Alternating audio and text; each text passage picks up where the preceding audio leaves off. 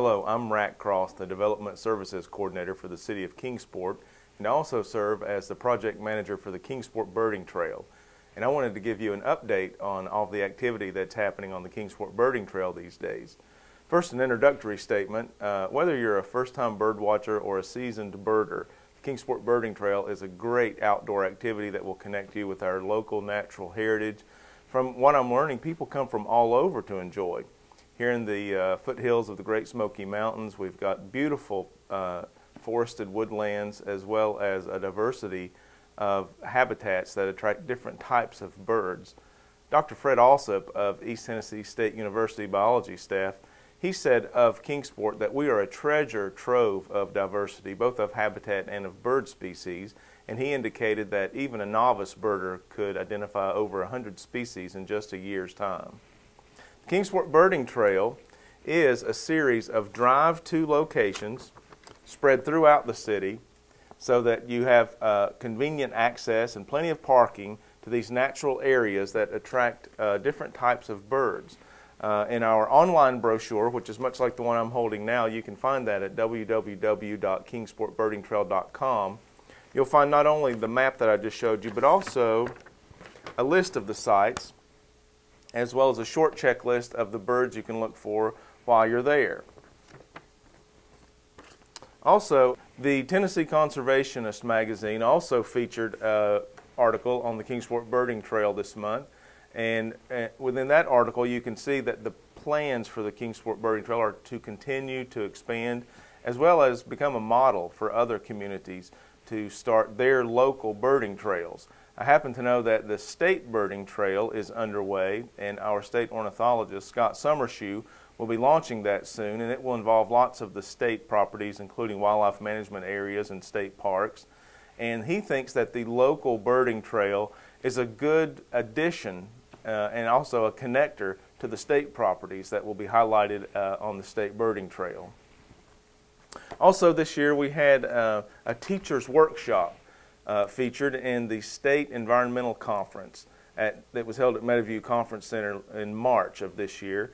And the teachers think that the birds are a good mechanism for teaching lots of integrated skills such as reading and math and science, as well as just enjoying setting up a feeder outside the classroom and watching the birds come to eat the food. The students seem to get excited, sometimes even distracted. It's so much fun.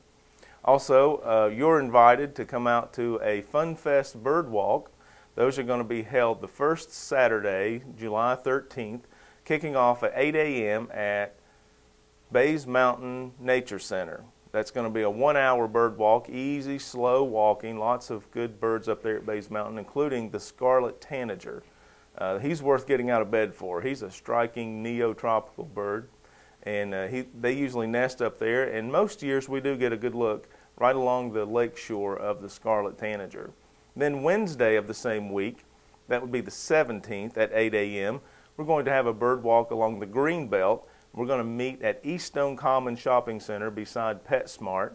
And again, it'll be mostly level, slow walking on a paved surface for about 1 hour.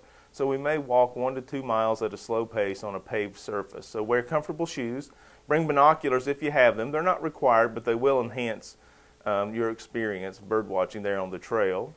As a matter of fact, we just completed a bird walk at that same location on the Greenbelt by PetSmart for Earth Day. A couple of Saturdays ago, we had a 1-hour duration bird walk, and we identified on a chilly morning over 25 species of birds. So in 60 minutes, 25 species of birds, and usually several of each species. That's a lot of birding activity. So we're fortunate in this area to have lots of cool birds to watch, and a couple of the participants were first-timers. So they were seeing birds for the first time in their life, and they started then a life list. A life list is when you see a bird and identify it for the first time in your life.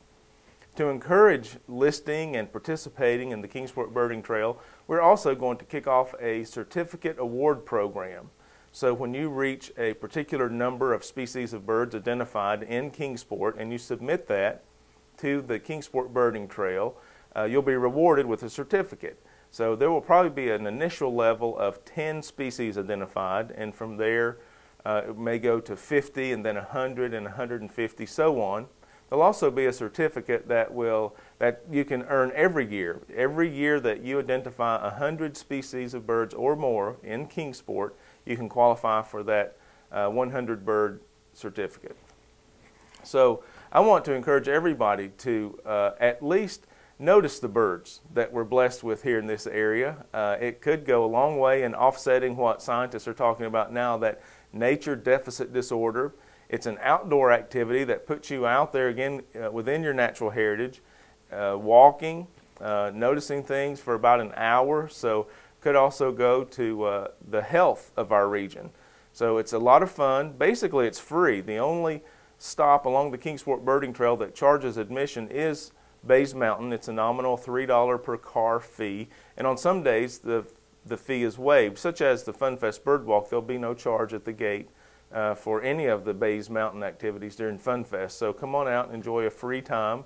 So anyone can do this at nearly no cost. So it's great family fun, it's healthy, and also I'm reading some reports that say bird watching just makes you happier. It makes you feel good, reduces your blood pressure. So it's a good, healthy, family fun activity, and we have a great opportunity here in Kingsport to do that. Our feature locations currently on the Kingsport Birding Trail are the Allendale Mansion on West Stone Drive, Bays Mountain Park, Cattails Public Golf Course at Meadowview, and also Domtar Baseball Softball Complex, as well as the Eastman Soccer Field Complex.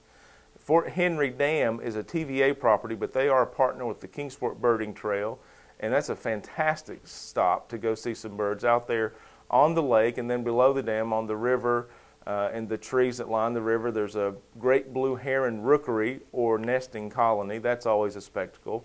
And I'm not sure how many active nests we have this year, but I have had reports of the rookery being active, so that's a nice stop. And we also have 6 stops along the Greenbelt. Now, one of these stops along the Greenbelt is out behind the Riverfront Seafood Company, and we recently had a very rare visitor there of a harlequin duck. Now, the harlequin duck has only been recorded in the state of Tennessee 5 times since we began keeping records in the early 1900s. So it caused quite a stir. People from 5 states that I know of, probably more, came to see this harlequin duck.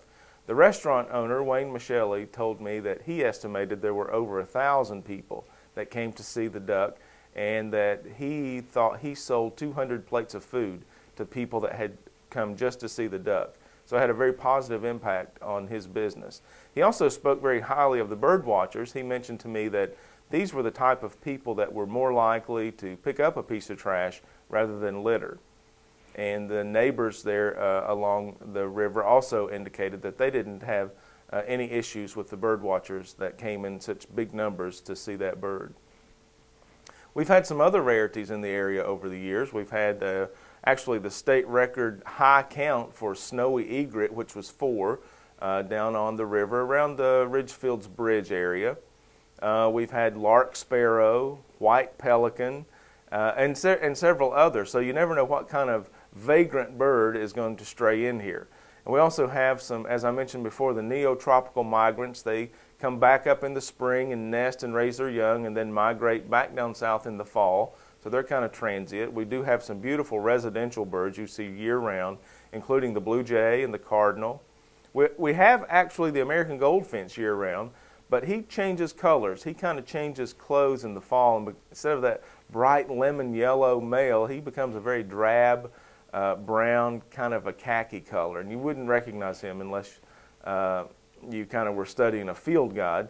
Which, by the way, I would like to mention that all of our local libraries in support of the Kingsport Birding Trail have added field guides to loan to the community so they can enjoy a field experience and identify the birds that they're seeing, even if they're a novice birder. So that's a nice free opportunity to study and learn more about the birds in our area. So if you're interested in the Kingsport Birding Trail, please check it out online, www.kingsportbirdingtrail.com. And from there, you can learn about the birding trail as well as take a virtual tour, see the checklist that I've mentioned, and also the sites that are currently part of the Kingsport Birding Trail. I say currently because we are in the process of expanding the Kingsport Birding Trail. We're very excited about that. The Kingsport Aquatic Center will become a new Kingsport Birding Trail location, as well as we have an interest from Warriors Path State Park to become included in the Kingsport Birding Trail. Both will be fantastic locations for birding, and again, very accessible, lots of parking, and once you get there, you're right into a natural environment where it's going to be easy to see a lot of different kinds of birds. Come on out to the KBT and see what you've been missing. Please visit our website at www.kingsportbirdingtrail.com.